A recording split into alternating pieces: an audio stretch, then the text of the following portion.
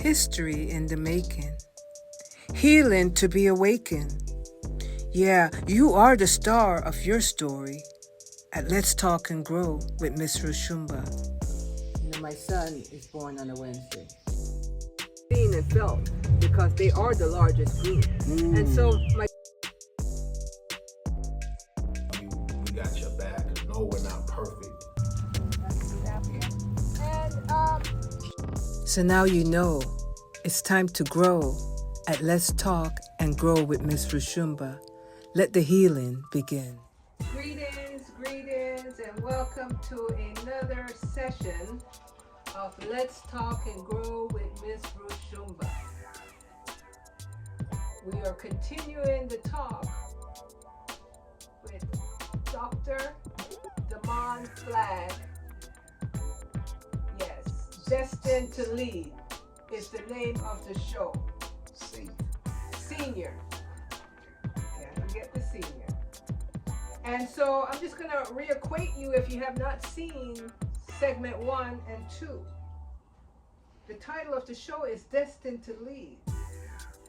And if you have not seen 1 and 2, then stop right here, go back and see it. You don't want to miss the important nuances that we struggle with daily that was clearly highlighted by Brother Damon. Now, for those that have seen the previous segments, then you're in for a treat, a healing treat. For we the people are not fully capable of healing that which ails us as individuals if we are unable to seek out the effects of our past and its role on our present. So, welcome, Brother Damon. Let's talk and grow. For there are many folks that are waiting to hear you talk it out from the heart. Welcome again for the continuation of telling your story. Now, we can't tell his life story in 4 segments. So this is just the beginning. Yes. So welcome. Thank you. I'm gonna do a little house cleaning, keeping, whatever they call it. If you haven't already, please subscribe. Please share. Leave a comment. Thumbs up. Because one thing you've known about me by now, I'm consistent. So I want you to be consistently tuning in, acknowledging that you understand what we're doing, and appreciating our guests, and they're telling their stories, their private stories that they struggle with in the beginning. You know, at this time in their season, it's time to share it. So I'm here doing the people's work, my part. For we all benefit when we seek the truth and its ability to liberate us. So, The truth. The truth. The truth will set you free. Yes. Yes, indeed. Yes. We say that all the time, but it is true. Yes. And that's what we find is happening in our world as we speak. You know, the truth and the non-truth is kind of fighting each other. So we're all going to be privy to see who the winner will be. I know who will be. Oh, yeah. So we left segment 2,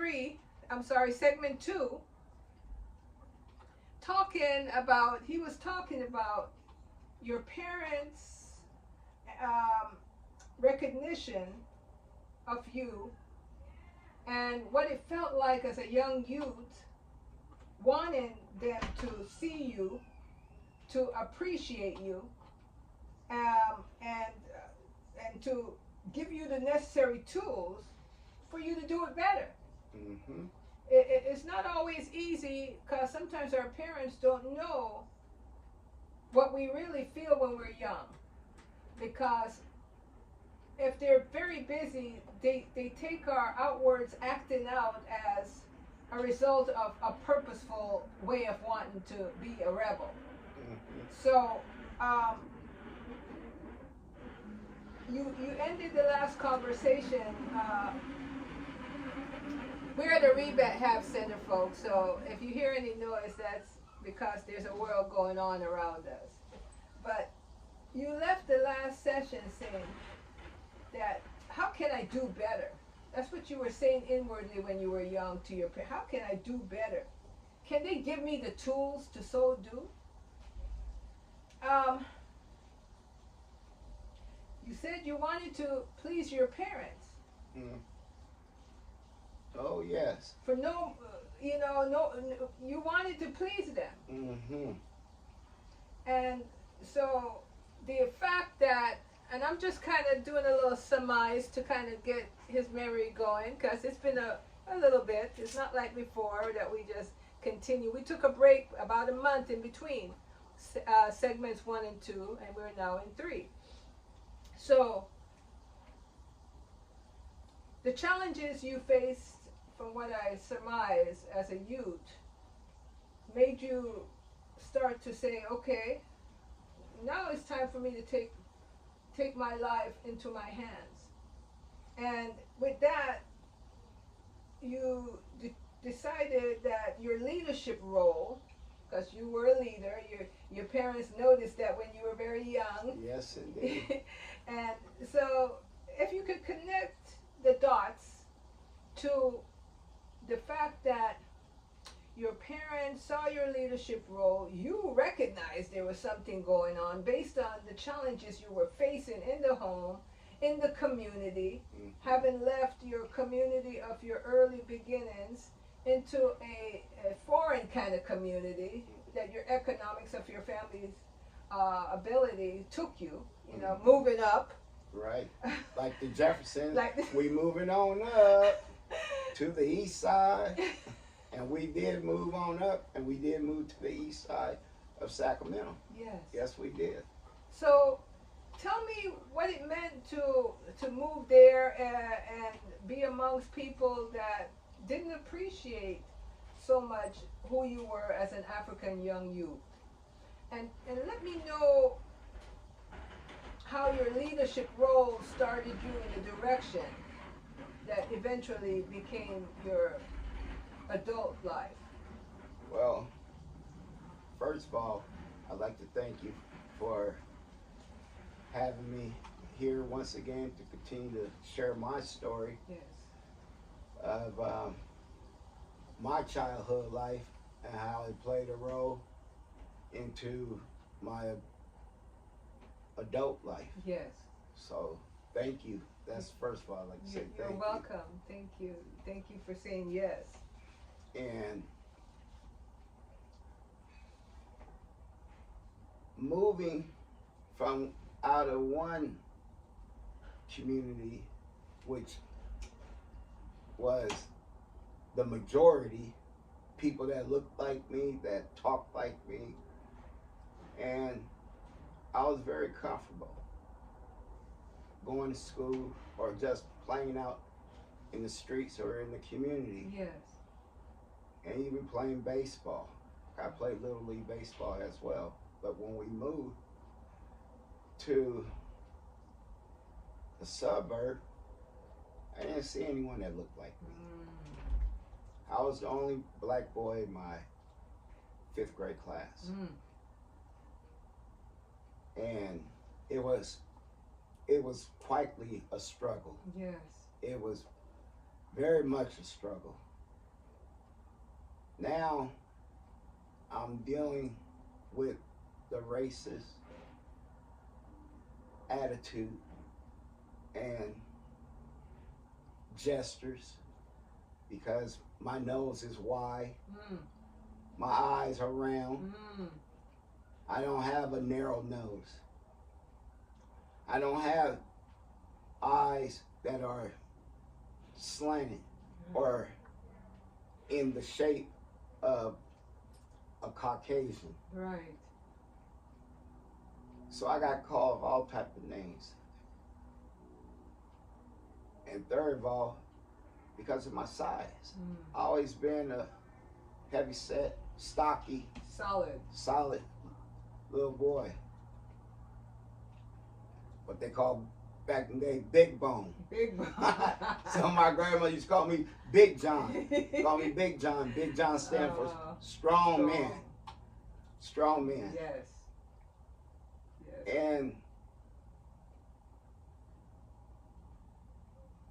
So that was, like I said, a huge transition yeah. from, and then I dread going to school every morning because what I had to encounter. And so your parents didn't take note at that time that you were really starting to resent what was going on with this transition. They didn't notice the transition that you were going through. The fact that you're going to school in a new environment.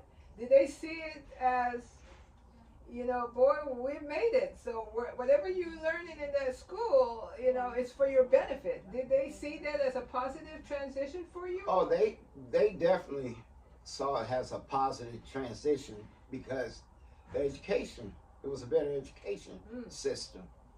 Not like you get in the low income community.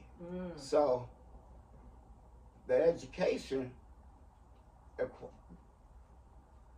criteria, Yeah. it was much more challenging. Yeah. So as I was going through that transitioning and trying to learn, I end up not grasping so quickly and rapidly. Right. So when you don't grasp it, the criteria so rapidly, Right. then they want to put you in Label.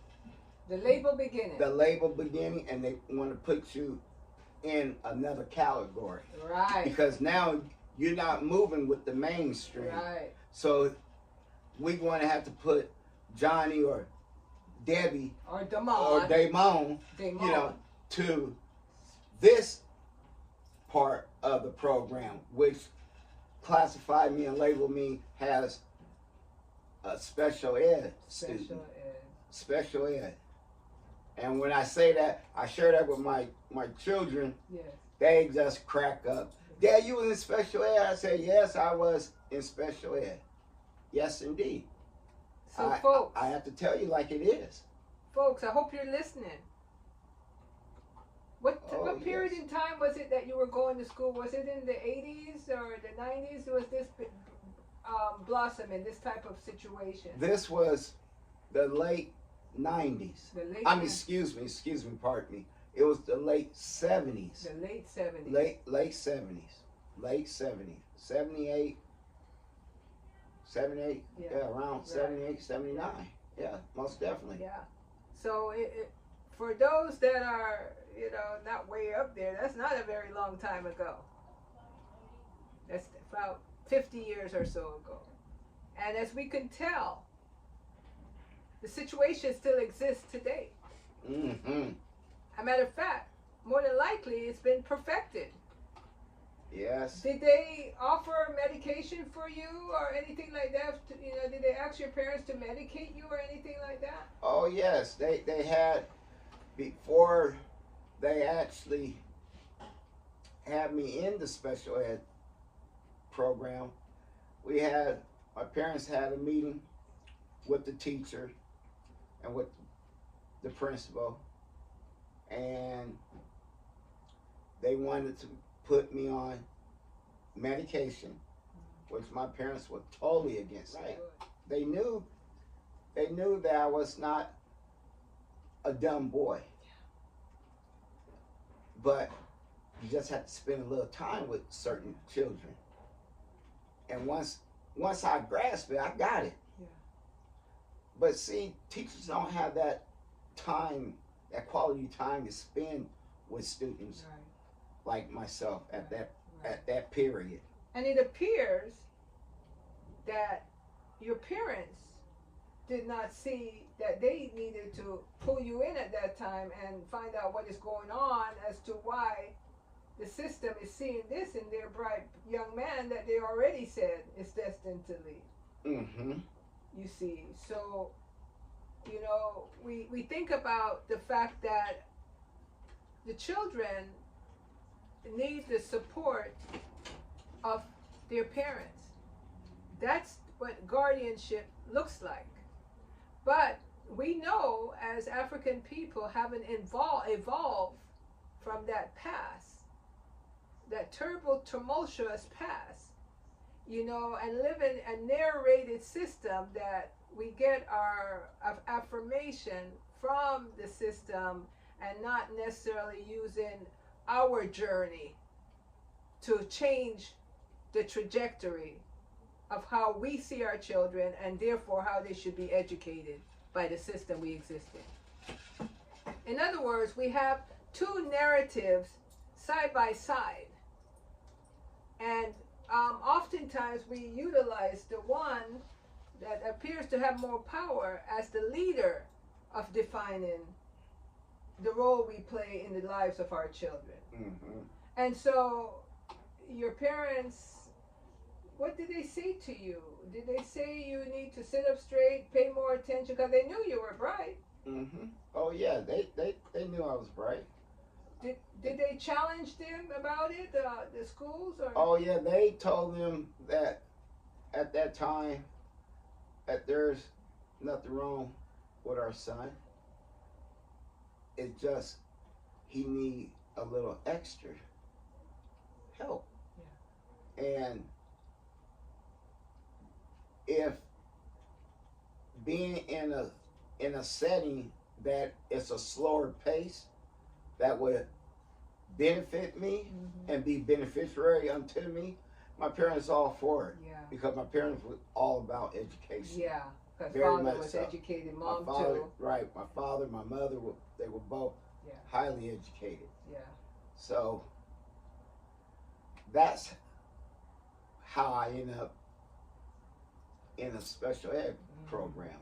And then dealing with the harassment, with the ridicule because all my classes, and that transitioned to junior middle school. That special ed. Right, that special ed. Yeah, it transitioned over to middle school. Wow. And now I'm really being ridiculed because I'm not being seen going from one class to the next, like the general population. Mm. So when they knew I was in special ed, then I got talk about, you're dumb, you know, little dumb little monkey, you know, little fat little roly-poly. And this was coming from children From of, students. This of was, other race. right, Were from there other- other black right. students in the school too? Or? from the transition from elementary, like I indicated prior, Yeah. I was the only black boy in my 5th grade class. Right. And then in the 6th grade, I had 2 African American girls. Then when I transitioned to junior high, oh yeah, it was a lot more. The diversity. Right, it was very much diversity when I was in junior high Okay. versus from elementary school. So some of the children that called you out of your name and was being mean, were they of African descent too, or were they just other races that did that? Well, it unfortunately I have to say it was both. Both. It was my own people as well as other nationalities Other nationalities. as well, and that's the sad thing. Yeah. So I really felt ashamed. I wasn't a great speller. I had a speech impediment, and I had problems pronouncing my words. Were you dyslexia or anything like that? No, Okay. no, not at all. Okay. But that's where the challenge for me dealing with the reading and English Yeah. portion. Yeah. But math was my subject. Hmm. Because it's a pattern. Yeah. So once I recognized the pattern, I had no problem. Yeah. And my father said, "Yeah, they won't know math, you Yeah. know, Yeah. math is a subject. I really enjoy math, and I enjoy history Yes. as well. But over history, it was science. Science. Science and math. So you see, mathematics already is the fact that he knew that speaks a lot to his ability and his brightness. You see, reading and writing, those things are important. But when you know math, you actually know how to read. I would say that it was the environment and the nuances that came up that made you not feel comfortable in taking in what you need to. We often find sometimes that the youths in an environment that is not set up strictly for them will pass over them. And within that, when it's time to ask a question or answer a question, they bypass you. So young youth start to feel an element of, of, I would say, omission of their being a qualified individual by those that are put there to teach you. And because you're young, you're not really able to say, hey, I saw what you did when you did what you did to the teacher. Right. I saw what you did when you did what you did to me. And so, because if you even hinted to do that, you're going to be in the office. And so it makes sense to say that when we go to a school that no longer sees our value, we're going to be taught, but taught how to lose our sense of self. Historically, and you said history is one of your favorite subjects. There was a time when there was segregation.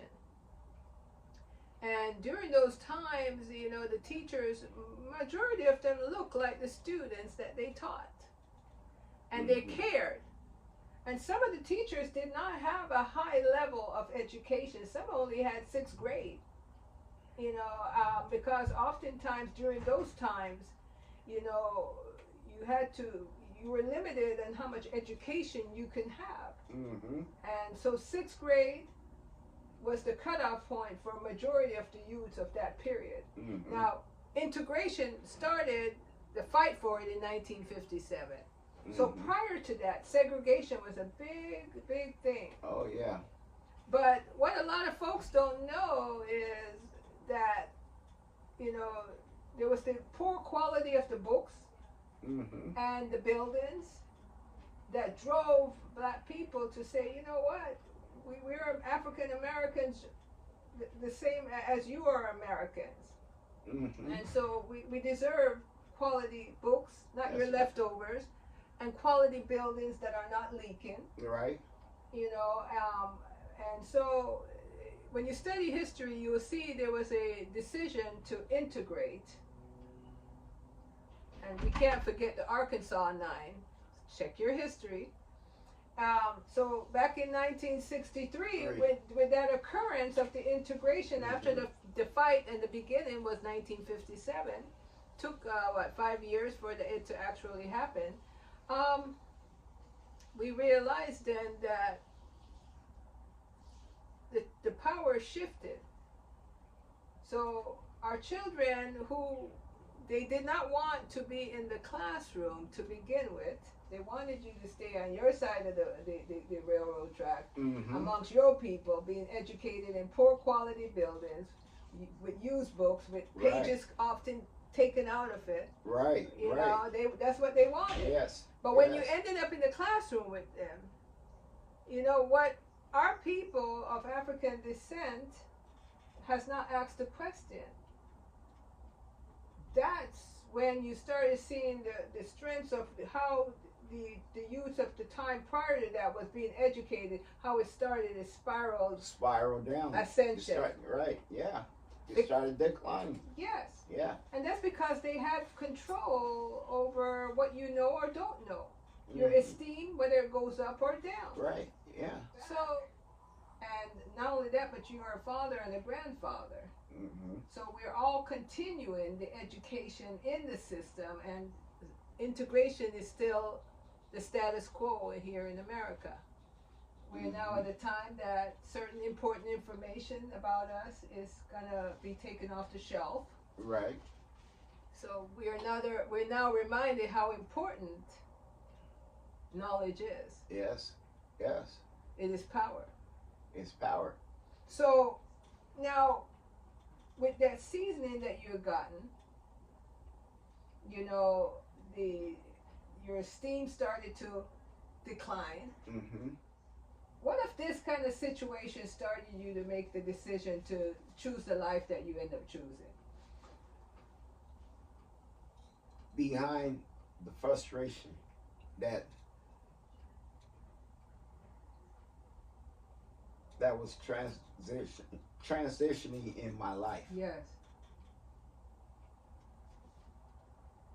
School was a struggle for me, and like I said, I wasn't so able to really tune in and focus on what the teacher actually is teaching and sharing, because I'm in the back of my mind, I'm constantly rehearsing the words and the ridicule and, Yes. and degrading me. Yes. And The then women. I was getting that within the classroom as well with some of my peers as well. Did you begin fighting? So I began to really, from the transition from elementary school, dealing with all that frustration, it transitioned and it rolled over to junior high. And I became really rebellious. Yes. And getting sent out of the classroom, going to the principal office, having after school program that I had to make up from the time I was out of the classroom for disciplinary actions. Yeah. And then coming home and then getting chastised for my conduct. Whooping? Oh yes, whooping. My mother said, "Yeah, wait till your daddy get home."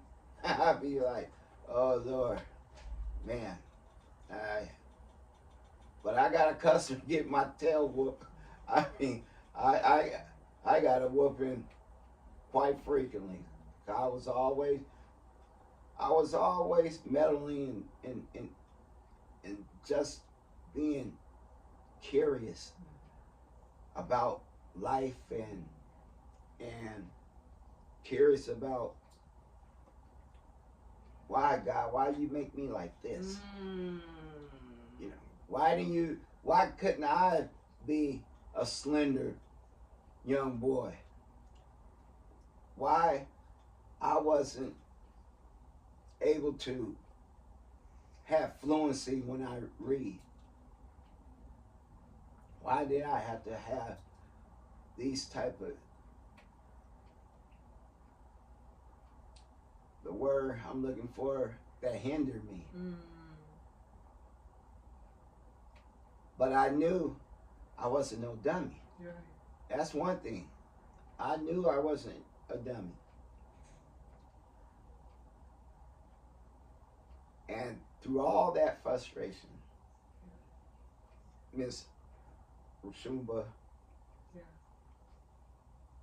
one day I went to the bathroom and I had my friend gave me his father's handcuff. He used to be the captain of the police department down there in Southern California, in Los Angeles, San Bernardino, I believe. Yeah. My good friend Ray Henry, and rest in peace. Yes. He passed away. But I took them handcuffs, went to the bathroom stall. I handcuffed a white kid to the commode stall, the urine stall. And that was the first time that I took my frustration and my anger out on that boy. The symbol. And that right there, I was releasing that beast from within me. And when I beat that boy, I really felt good. Tell you the truth, shame the devil, right? Yeah. And I'm here to tell my story. Yeah, it felt really good. Yeah. And that one time when I got frustrated again, then that led to I wasn't afraid to throw a punch. And I wasn't afraid to take a punch as well, because of my upbringing, my conditioning, the way my father and my brother conditioned me in martial arts. And my father was a professional boxer, and my brother was a second-degree black belt in martial arts. So I have both of those teachings. And that's why it's very important the way parents, how you condition your children. That's right. Even though it could be meant for the good, but then again, it could be turned around for the evil. And I would even add to that yes, part of that conditioning, majority of it, may have came from the system. You know, what would you say? What role did the system play in you feeling that, you know, the built-up frustration that you were feeling, and the symbol of who you allowed to feel your frustration, and then when you add to it the handcuff, right? You see, we think about the environment that the young youth, when he leaves school, be it he drops out or graduates out, when he ends up in a system, there's always this element of the dangerous black male.